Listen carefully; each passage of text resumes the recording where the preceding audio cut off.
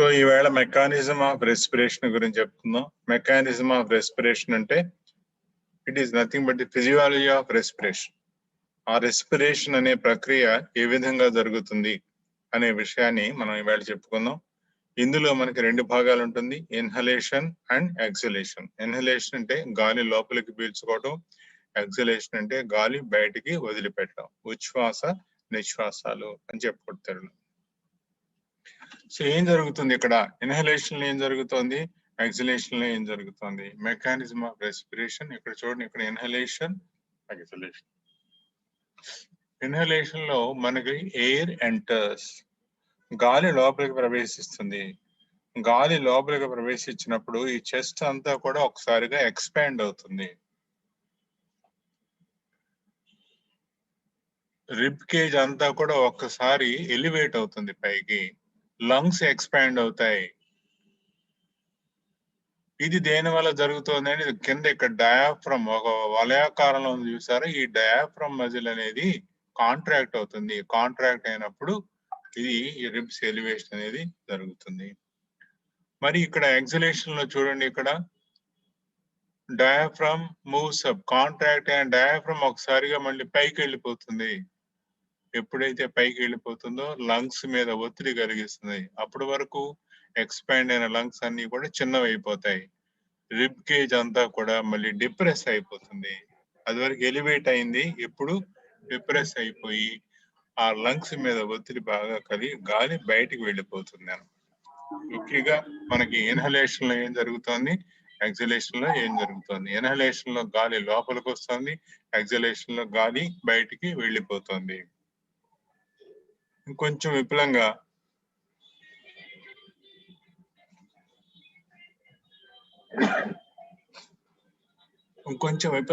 ఈ రెండు ప్రక్రియలు ఎలా జరుగుతాయి అనేది మనం తెలుసుకుందాం. సో మళ్ళీ ఒకసారి ఇన్హలేషన్ అండ్ ఎక్సలేషన్. ఇన్హలేషన్ లో ఇక్కడ చూసారా, గాలి లోపలికి వచ్చింది, చెస్ట్ ఎక్స్పాండ్ అయ్యింది, ఇక్కడ రిబ్స్ అన్ని కూడా ఎలివేట్ అయినాయి, ఇక్కడ రిబ్స్ మళ్ళీ డిప్రెస్ అయిపోయినాయి, లంగ్స్ యొక్క వాల్యూమ్ తగ్గిపోయింది, గాలి బయటికి వెళ్ళిపోయింది. ఇన్హలేషన్ గాలి లోపలికి పిలువబడింది. ఇక్కడ చూసారు, ఇక్కడేమో డయాఫ్రమ్ కాంట్రాక్ట్ అవుతుంది అండి, కిందకి వచ్చింది. ఇక్కడేమో రిలాక్స్ అవుతుంది. డయాఫ్రమ్ అనేది నార్మల్ పొజిషన్ కి వెళ్ళిపోయింది. ఇక్కడ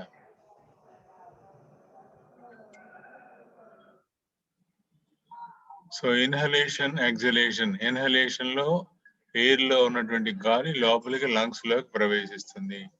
ఎక్సలేషన్ లో లంగ్స్ లో ఉన్నటువంటి గాలి బయటికి వెళ్ళిపోతుంది. ప్రధానమైనటువంటి మజిల్ ఏంటి అంటే డయాఫ్రమ్. ఇక్కడ డయాఫ్రమ్ ప్రధానమైనటువంటి మజిల్. సో ఇక్కడ ఏం జరుగుతుంది, ఎట్లా జరుగుతుంది కొంచెం విపులంగా తెలుసుకుందాం మనం. ఇక్కడ ఏం జరుగుతుంది అంటే డయాఫ్రమ్ కాంట్రాక్ట్ అవుతుంది. డయాఫ్రమ్ మజిల్ మనకి ఇక్కడ అడుగున ఉన్నటువంటి చెస్ట్ కేజీకి అడుగు భాగంలో పూర్తిగా అతుక్కొని ఉన్నటువంటి డయాఫ్రమ్ ఏమవుతుందంటే కాంట్రాక్ట్ అవుతుంది. ఇక్కడ చూసారు కదా మీరు, ఇక్కడ చూడండి, ఇక్కడ ఈ డయాఫ్రమ్ మజిల్ అనేది ఇక్కడ కాంట్రాక్ట్ అయింది. ఇన్హలేషన్ లో ఏమైంది, కాంట్రాక్ట్ అయింది.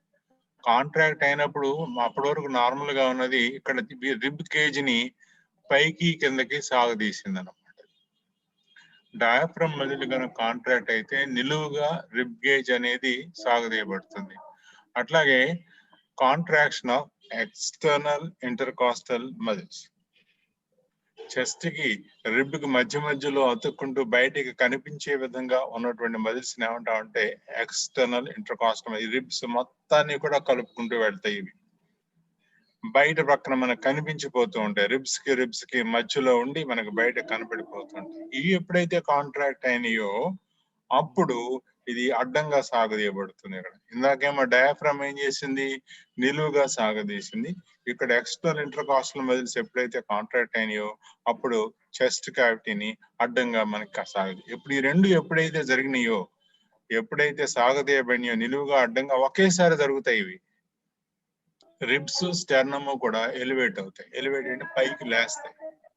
అప్పుడు ఈ ఫ్రంట్ టు బ్యాక్ డైమెన్షన్ ఎప్పుడైతే పెరిగిపోయిందో లోపల థొరాసిక్ క్యావిటీలో, ఆ థొరాక్స్ లో ఉన్నటువంటి కైవారం ఎప్పుడైతే పెరిగిపోయిందో అప్పుడు లంగ్స్ లో ఉన్నటువంటి ప్రెషర్ ఏమవుతుందంటే బాగా తగ్గిపోతుంది. లంగ్స్ లో ఉన్నటువంటి ప్రెషర్ బాగా తగ్గిపోయి బయట అట్మాస్ఫియరిక్ ప్రెషర్ ఎక్కువ అవుతుంది, లోపల లంగ్స్ లో ప్రెషర్ బాగా తగ్గిపోతుంది. అప్పుడు అట్మాస్ఫియర్ లో ఉన్నటువంటి గాలి, వాతావరణంలో ఉన్నటువంటి గాలి లోపలికి ప్రవేశిస్తుంది, లంగ్స్ లోపలికి ప్రవేశిస్తుంది. దిట్ ఈస్ వాట్ ఈస్ హ్యాపెనింగ్. ఇది మెకానిజం, ఇది అనమాట.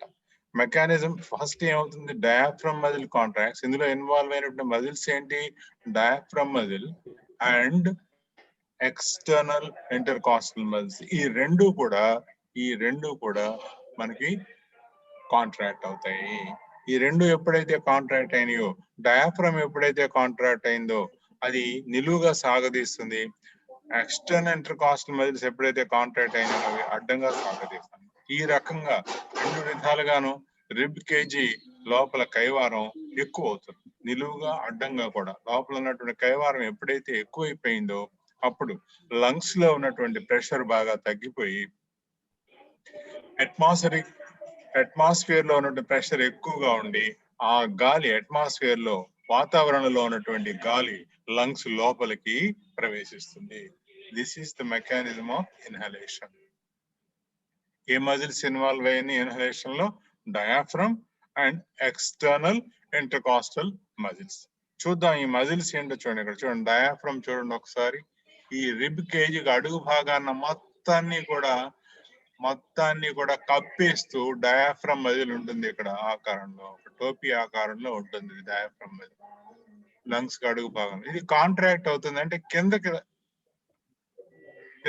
వచ్చేస్తుంది. అది మామూలుగా నార్మల్ గా ఉన్నది కిందకి అవి ఎప్పుడైతే కిందకి కాంట్రాక్ట్ అయిందో ఇది నిలువుగా ఇక్కడ రిబ్ కేజ్ మొత్తాన్ని కూడా నిలువుగా సాగదీస్తుంది డయాఫ్రమ్. అట్లాగే ఎక్స్టర్నల్ ఇంటర్కాస్టల్ మజిల్ చూడండి, ఇక్కడ ఎక్స్టర్నల్ ఇంటర్కాస్టల్ మజిల్స్, ఈ రిబ్స్ కి మధ్యలో బయటికి కనబడిపోతూ రిబ్స్, స్టెర్నమ్ మీరు చూసారా, రిబ్స్ మొత్తానికి కూడా బయట భాగంలో కనిపించిపోతూ ఈ మజిల్స్ అనేవి మనకి ఉంటాయన్నమాట. ఇవి ఎప్పుడైతే కాంట్రాక్ట్ అవుతాయో అప్పుడు అడ్డంగా సాగదీయబడుతుంది అనమాట. డయాఫ్రమ్ మజిల్, తర్వాత external intercostal muscles. Diaphragm, external intercostal muscles, ఈ రెండు మజిల్స్ ఎప్పుడైతే కాంట్రాక్ట్ అవుతాయో అప్పుడు రిబ్ కేజ్ లో ఉన్నటువంటి కైవారం, రిబ్స్ అన్ని కూడా ఎలివేట్ అయిపోయి రిబ్ కేజ్ లోపల ఉన్నటువంటి కైవారం అంతా కూడా ఎక్కువైపోతుంది. ఎప్పుడైతే ఎక్కువైందో లోపల ప్రెషర్ తగ్గిపోతుంది, బయట ప్రెషర్, వాతావరణంలో ఉన్నటువంటి ప్రెషర్ ఎక్కువైపోయి లోపలికి గాలి ప్రవేశిస్తుంది. ఇవి ఎక్స్టర్నల్ ఇంటర్కాస్టల్. ఇందాకేమో డయాఫ్రమ్ చూపించాను, ఇప్పుడు ఎక్స్టర్నల్ రిబ్స్ కి బయటికి కనిపించిపోతూ, రిబ్స్ ని అతుకుతూ బయటికి కనిపించిపోతూ ఉన్నటువంటి మజిల్స్ ఎక్స్టర్నల్ ఇంటర్కాస్టల్ మజిల్స్. ఇవన్నీ కూడా రిబ్స్ ని అటు ఇటు కదలకుండా ఒకే విధంగా ఉండేటట్టుగా కట్టేసి బైండ్ చేసి ఉంచుతాయి అన్నమాట వీటిని. ఇటువైపు ఇవన్నీ కూడా స్టెర్నమ్ కూడా అతుక్కొని ఉంటాయి అన్నమాట. ఇవి ఎక్స్టర్నల్ ఇంటర్కాస్టల్ మజిల్స్. కొంచెం పెద్దది చేసి చూస్తాం, అంత క్లియర్ గా లేదు, అయినా సరే ఎక్స్టర్నల్ ఇంటర్కాస్టల్ మజిల్స్ రిబ్స్ ని కలుపుతూ మనకి పైన ఉంటాయి. వీటిని ఎక్స్టర్నల్ ఇంటర్కాస్టల్ మజిల్స్ అని అంటాం. మరి ఎక్సలేషన్ లో ఏం జరుగుతుంది, నిశ్వాసంలో గాలికి బయటికి పంపుతున్నప్పుడు ఏం జరుగుతుంది అంటే, ఇంతకు ముందు ఇన్హలేషన్ లో కాంట్రాక్ట్ అయినటువంటి డయాఫ్రమ్ మజిల్, మరొక మజిల్ ఏంటి, ఎక్స్టర్నల్ ఇంటర్కాస్టల్ మజిల్స్, అవి కూడా కాంట్రాక్ట్ అయిన వెంటనే రిలాక్స్ అవుతాయి రెండు కూడా, diaphragm and external intercostal muscles. మరి ఇంటర్కాస్టల్ మజిల్స్ ఇంకొక మజిల్ ఉంది. ఎక్స్టర్నల్ అంటే బయటికి కనిపించేవి, ఇంటర్నల్ గా మన కంటికి కనపడకుండా లోపల వైపున అతుక్కొని ఉండే మజిల్ కూడా ఇంకోటి ఉంటుంది, దాన్ని ఇంటర్నల్ ఇంటర్కాస్టల్ మజిల్స్ అంటాం. లోపల వైపు అతుక్కొని ఉంటుంది ఇంటర్నల్ ఇంటర్కాస్టల్ మజిల్స్. ఈ ఇంటర్నల్ ఇంటర్కాస్టల్ మజిల్స్ కాంట్రాక్ట్ అవుతాయి, ఎక్స్టర్నల్ ఇంటర్కాస్టల్ మజిల్స్ రిలాక్స్ అవుతాయి, ఇంటర్నల్ ఇంటర్కాస్టల్ మజిల్స్ కాంట్రాక్ట్. అంటే ఇది లోపల వైపు ఉన్నటువంటి కాంట్రాక్ట్ అయిందంటే రిబ్ కేజ్ ని లోపల లాగుతాయి అన్నమాట. డయాఫ్రమ్ మజిల్ రిలాక్స్ అయింది, ఎక్స్టర్నల్ ఇంటర్కాస్టల్ మజిల్స్ రిలాక్స్ అయింది. ఈ రెండు జరిగేటప్పటికి రిబ్ కేజ్ దగ్గరగా అయిపోతుంది. ఇంకా దానికి సపోర్ట్ గా ఏం జరుగుతుందంటే ఇంటర్నల్ ఇంటర్కాస్టల్ మజిల్స్ అంతర్గతంగా లోపల బయట ఎక్స్టర్నల్ ఇంటర్కాస్టల్ మజిల్స్ ఎలాగైతే రిబ్స్ కి అతుక్కొని వాటిని బైండ్ చేస్తూ ఉంటే, లోపల వైపున కూడా మరొక మజిల్ ఇంటర్నల్ ఇంటర్కాస్టల్ మజిల్స్ అనేది ఉంటుంది. రెండు మజిల్స్ ఉంటాయి అన్నమాట రెండు పక్కల. అవి ఆ ఇంటర్నల్ ఇంటర్కాస్టల్ మజిల్స్ కాంట్రాక్ట్ అవుతాయి. ఇక్కడ ఏం జరుగుతుంది, 3 మజిల్స్ పనిచేస్తున్నాయి. ఒకటి డయాఫ్రమ్ రిలాక్స్ అవుతుంది, మరొకటి ఎక్స్టర్నల్ ఇంటర్కాస్టల్ మజిల్స్ రిలాక్స్ అవుతున్నాయి. ఈ రెండు కూడా ఇన్హలేషన్ లో కాంట్రాక్ట్ అయినాయి, ఇప్పుడు రిలాక్స్ అయినాయి రెండు. వీటితో పాటుగా ఇక్కడ ఇంటర్నల్ ఇంటర్కాస్టల్ మజిల్స్ కాంట్రాక్ట్ అవుతాయి. అప్పుడు లంగ్స్ మీద అప్పుడు గాలిని లోపలికి పీల్చుకొని ఎక్స్పాండ్ అయినటువంటి లంగ్స్ మీద ఇప్పుడు ఒత్తిడి ఎక్కువ అవుతుంది, ప్రెషర్ ఎక్కువ అవుతుంది. ఎప్పుడైతే రిబ్ గేజ్ లోపలికి నెట్టబడిందో అప్పుడు కైవారం బాగా తగ్గిపోయి ఆ లంగ్స్ మీద ప్రెషర్ ఎక్కువ అవుతుంది. ఈ లంగ్స్ మీద ప్రెషర్ ఎక్కువయ్యి అట్మాస్ఫియర్ లో ఉన్నటువంటి ప్రెషర్ బాగా తగ్గిపోతుంది. అప్పుడు లంగ్స్ లో ఉన్నటువంటి గాలి బయటికి వెళ్ళిపోతుంది. This is exhalation.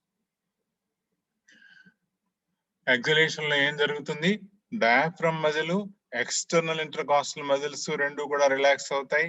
తర్వాత ఇంటర్నల్ ఇంటర్కాస్టల్ మజిల్స్ రెండు రిలాక్స్ అవుతాయి. అప్పుడు ఆ రిబ్ కేజ్, ఎలివేట్ అయినటువంటి రిబ్ కేజ్ మళ్ళీ నార్మల్ పొజిషన్ కి వస్తుంది అనమాట. డయాఫ్రమ్, రిబ్స్, స్టెర్నమ్ ఇవన్నీ కూడా మళ్ళీ రెస్టింగ్ పొజిషన్ లో ఎలా అయితే ఉన్నాయో వచ్చేస్తుంది. ఎప్పుడైతే ఈ రకంగా జరిగిందో లోపల ప్రెషర్ పెరిగిపోతుంది. లోపల ఉన్నటువంటి ప్రెషర్ పెరిగిపోయి ఎయిర్ లోపల బాగా అప్పుడే లంగ్స్ లోకి ప్రవేశించిన గాలి అంతా కూడా మళ్ళీ బయటికి వెళ్ళిపోతుంది. This is exhalation. This is the mechanism of exhalation. మరి ఇక్కడ ఏ మజిల్స్ యాక్ట్ చేస్తున్నాయి ఎక్సలేషన్ లో?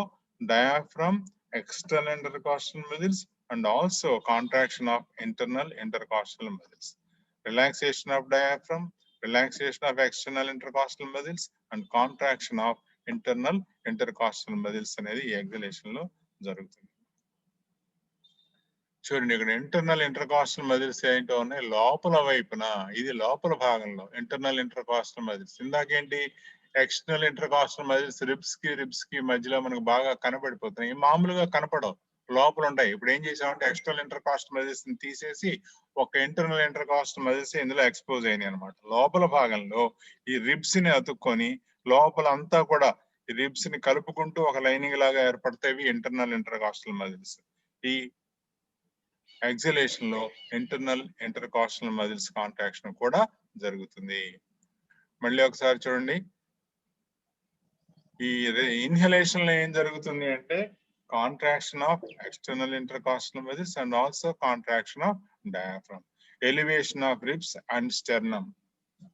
ఇక్కడ ఫ్రంట్ టు బ్యాక్ మొత్తంగా ముందుకి వెనక్కి ప్రక్కలకి కూడా ఈ థొరాసిక్ క్యావిటీ అనేది పెరిగిపోతుంది. రిబ్స్ అన్ని కూడా ఎలివేట్ అయిపోయేటప్పటికి లోపల క్యావిటీ పెరిగిపోతుంది. రెండు ప్రక్కలకి ముందుకి వెనక్కి పైకి కిందకి కూడా థొరాసిక్ క్యావిటీ పెరిగిపోయి లోపల ఉన్నటువంటి ప్రెషర్ తగ్గిపోయి బయట ఉన్నటువంటి గాలి లోపలికి ప్రవేశిస్తుంది. మరి ఎక్సలేషన్ లో ఏం జరుగుతుంది, ఇందాక కాంట్రాక్ట్ అయినటువంటి diaphragm muscle, external intercostal muscles రెండు కూడా కాంట్రాక్ట్ అవుతాయి. వీటితో పాటుగా ఇంటర్నల్ ఇంటర్కాస్టల్ మజిల్స్ ఇందాక రిలాక్స్ అవుతాయి. Sorry, diaphragm, external intercostal muscles relax అవుతాయి. ఇక్కడ ఇంటర్నల్ ఇంటర్కాస్టల్ మజిల్స్ కాంట్రాక్ట్ అవుతాయి. ఈ మూడు మజిల్స్ యొక్క ప్రభావం వలన లోపల ఉన్నటువంటి రిబ్ కేజ్ మళ్ళీ నార్మల్ స్టేజ్ కి వచ్చేస్తుంది. డయాఫ్రమ్, రిబ్స్, తర్వాత స్టెర్నమ్ ఈ మూడు కూడా నార్మల్ స్టేజ్ కి ఎప్పుడైతే వస్తాయో అంటే ఏంటి, రిబ్ కేజీ కుంచుకుపోతుంది అనమాట. ఆ వాల్యూమ్, లోపల ఉన్నటువంటి వాల్యూమ్ బాగా తగ్గిపోతుంది. ఎప్పుడైతే తగ్గిపోయిందో అప్పుడు లంగ్స్ మీద ప్రెషర్ ఎక్కువై ఆల్రెడీ అప్పుడు లంగ్స్ లో గాలితో నింపబడినటువంటి లంగ్స్ ఒకసారిగా గాలి బయటికి వెళ్ళిపోతుంది. ఇది mechanism of inspiration and expiration.